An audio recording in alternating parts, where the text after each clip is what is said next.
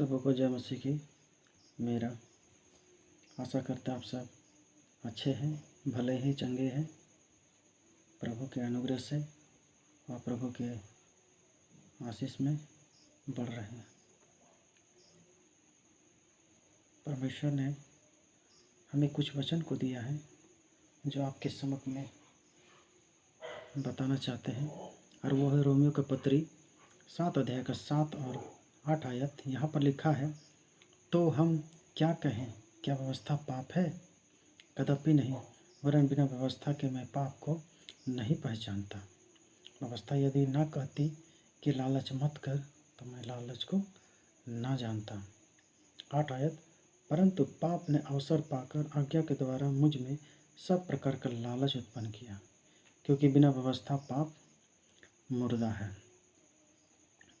यहाँ पर दो चीज़ को हम पढ़ पाते हैं और समझ पाते हैं। पहला व्यवस्था, और इंग्लिश में जिसे हम कहते हैं लॉ या कानून, और दूसरी बात पाप, जिसे इंग्लिश में हम कहते हैं सिन। तो यहाँ 7 आयत में हमने पढ़ा कि तो हम क्या कहें, क्या व्यवस्था पाप है? कदापि नहीं, और बिना व्यवस्था के मैं पाप को नहीं पहचानता। व्यवस्था यदि ना कहती कि लालच मत कर, तो मैं लालच को ना जानता। हम पढ़ सकते हैं व्यवस्था विवरण की पुस्तक में, निर्गमन की पुस्तक में, वहाँ पर लॉ के बारे में पढ़ सकते हैं, कानून के बारे में, व्यवस्था के बारे में। परमेश्वर ने 10 आज्ञाएं दी, और 10 आज्ञा में से वहाँ पर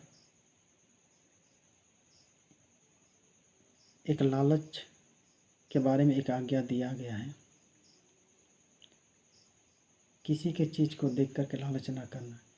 जब दे चुका उस व्यवस्था को, लोग के जीवन में समझ में आया कि ये जो हम कर रहे हैं, जो हम बोल रहे हैं, जो हम देख रहे हैं, या जो हम सुन रहे हैं, जो हम कर रहे हैं,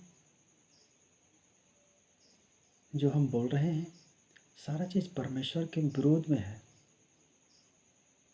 जैसे उसमें 10 आज्ञा में दिया गया है, चोरी न करना, लालच ना करना, खून ना करना, झगड़ा ना करना, माता पिता का आज्ञा का उल्लंघन ना करना, मुझे छोड़ दूसरे ईश्वर करके नाम मानना, करके 10 आज्ञा दिया है।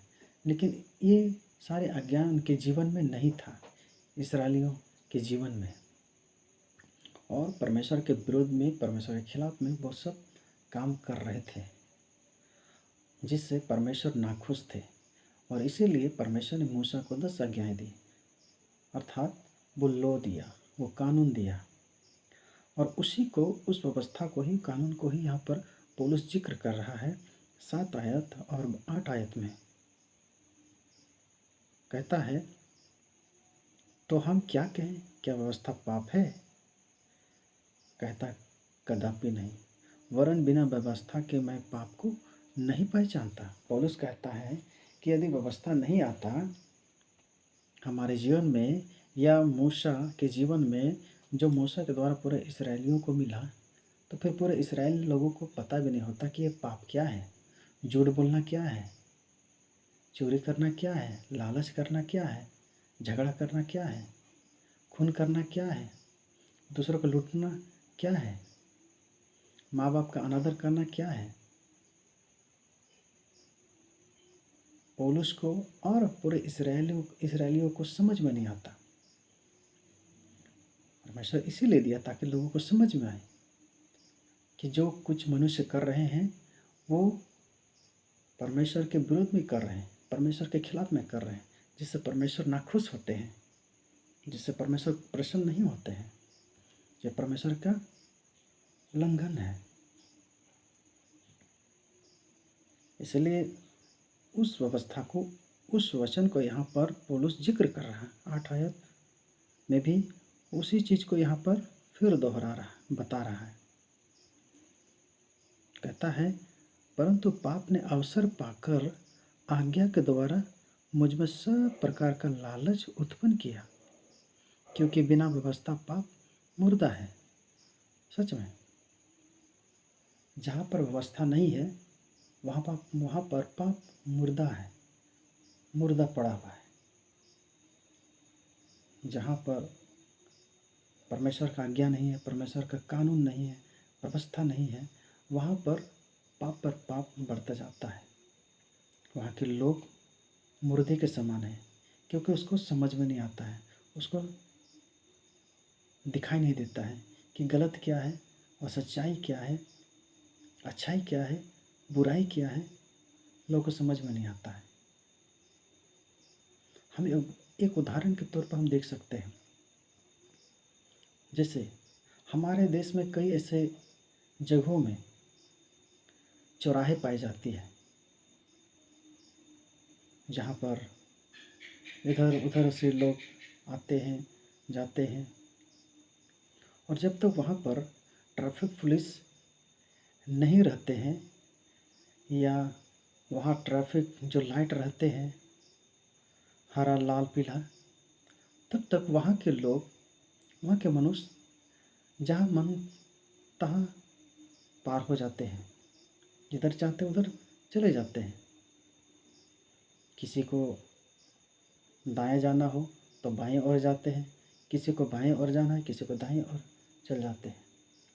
तो वहाँ कोई किसी को बताने वाला या समझाने वाला नहीं होते हैं, जिसको जहाँ मन है उधर जाते हैं, क्योंकि वहाँ पर ट्रैफिक नहीं है, वहाँ पर ट्रैफिक पुलिस नहीं है, वहाँ पर हरा पीला लाल बत्ती मौजूद नहीं है, क्योंकि वहाँ पर वो व्यवस्था नहीं है।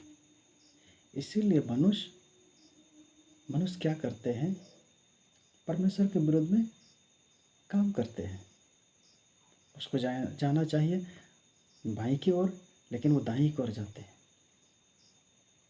ठीक उसी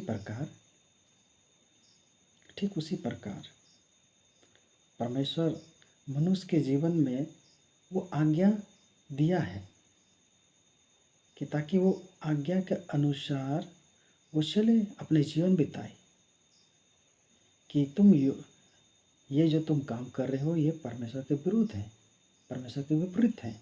जो परमेश्वर नाखुश होते हैं, प्रसन्न नहीं होते हैं, ये अच्छी बात नहीं है, ये अच्छा काम नहीं है, ये अच्छा बोली नहीं है, ये अच्छा व्यवहार नहीं है। परमेश्वर मनुष्य को सिखाना और समझाना चाहते हैं, बतलाना चाहते हैं। जब वहाँ पर ट्रैफिक लग जाती है, ट्रैफिक पुलिस आ जाती है, ट्रैफिक का रूल कानून वहाँ पर स्थापित हो जाती है, तो फिर मनुष्य को पता चलता है कि हम जो कर रहे हैं वो सरकार के खिलाफ में हम काम कर रहे हैं, सरकार के नियम के अनुसार हम नहीं चल रहे हैं, सरकार के व्यवस्था के अनुसार हम चल नहीं रहे हैं, काम नहीं कर रहे हैं, पास नहीं हो रहे हैं। हमें जाना चाहिए बाईं ओर, लेकिन हम जा रहे हैं दाएं ओर। ये परमेश्वर की नज़र में क्या है? एक पाप है, ये बुराई काम है। परमेश्वर चाहता है कि हम उस व्यवस्था के अनुसार चलें, उस नियम के अनुसार चलें, उस कानून के अनुसार चलें जो परमेश्वर हमें और आपको दिया है, ताकि हर एक मनुष्य ताकि उस व्यवस्था के अधीन रहे, उस वचन के अधीन रहे, अर्थात परमेश्वर के अधीन रहे। इसीलिए तो यहाँ पर पौलुस दोहराता है, कहता है 7 और 8 आयत में, हम इसको फिर पढ़ेंगे। तो हम क्या कहें, क्या व्यवस्था पाप है? कदापि नहीं, वरन बिना व्यवस्था के मैं पाप को नहीं पहचानता। सच में अगर इस संसार में व्यवस्था कानून नहीं रहती तो मनुष्य का क्या हाल होता, हाल होता। कई सारे इतिहासकार कहते हैं हमारे देश में कई सारे ऐसे इतिहास को लिखने वाले मनुष्य हैं जो कहते हैं पुराने ज़माने में जो जिसको चाहता था उससे विवाह करता था, जो जिसको चाहता था उसको बलात्कार करता था, जो जिसको चाहता था उसको मार डालता था, जो जिसको चाहता था उसको लूट लिया जाता था। आज भी ऐसा हमारे दुनिया में है, हमारे देश में है, जो आप उस गांव से पार हो नहीं सकते हैं, आप उस गांव में घुस नहीं सकते हैं दिन में या रात में, क्योंकि वहाँ डर का माहौल है, डर का जगह है, क्योंकि वहाँ के लोग लूटने वाले हैं, वहाँ के लोग घसीटने वाले हैं, वहाँ के लोग चोरी करने वाले हैं, वहाँ के लोग मार डालने वाले लोग हैं।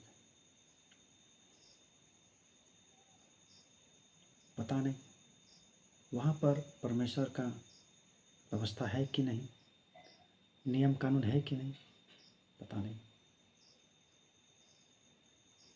कि परमेश्वर चाहता है कि उसका व्यवस्था, उसका कानून उस गांव तक जाए, उस जगह तक जाए, उसके जीवन तक पहुँचे, ताकि वो व्यवस्था के अनुसार चले, व्यवस्था के अधीन जीवन बिताए। अगर परमेश्वर की व्यवस्था ना रहे, उसका कानून ना रहे, तो फिर परमेश्वर के विरोध में वो मनुष्य काम करते चले जाएंगे, उसको समझ में नहीं आएगा कि हम कानून के दायरे में हैं, कानून के बाहर में है, उसको पता नहीं चलता है, क्योंकि वो एक पापी है।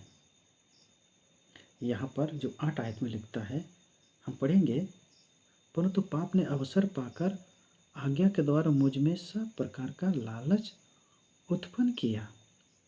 सच में जब अवस्था आती है तो हमें पता चलता है कि अरे झूठ बोलना पाप है, चोरी करना पाप है, लालच करना पाप है, झगड़ा करना पाप है, खून करना पाप है, किसी का देख कर के लालच करना पाप है।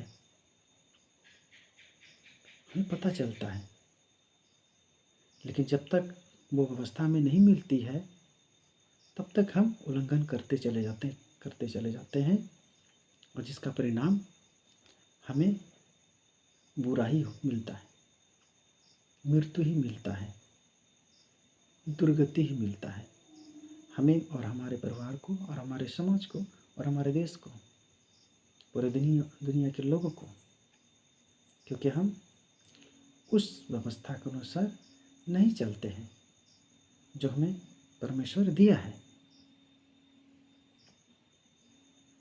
परमेश्वर चाहता है कि हम व्यवस्था के अधीन में होकर के हम परमेश्वर के अनुसार चलें, व्यवस्था के अनुसार जीवन बिताएं, परमेश्वर की व्यवस्था के अनुसार बोलें, परमेश्वर की व्यवस्था के अनुसार काम करें।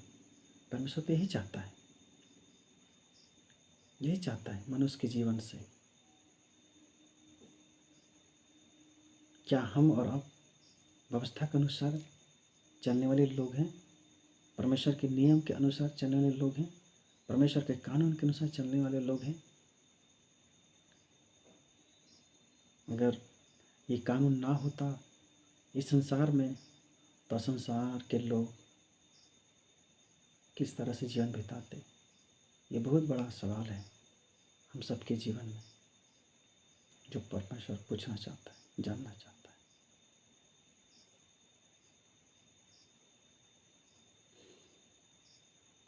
मेरे प्रियो, ये वचन आप सबको कैसा लगा? ये छोटा सा वचन यदि अच्छा लगा तो हमें कमेंट करके हमें बता सकते हैं, ताकि हमें भी समझ में आए कि आप सबको समझ में आ रहा, या समझ में नहीं आ रहा, ये भी हमें पता चलेगा। आप हमें कमेंट करके बताएं। इस वचन को सुनने के लिए आप सबको धन्यवाद। परमेश्वर के नाम की महिमा।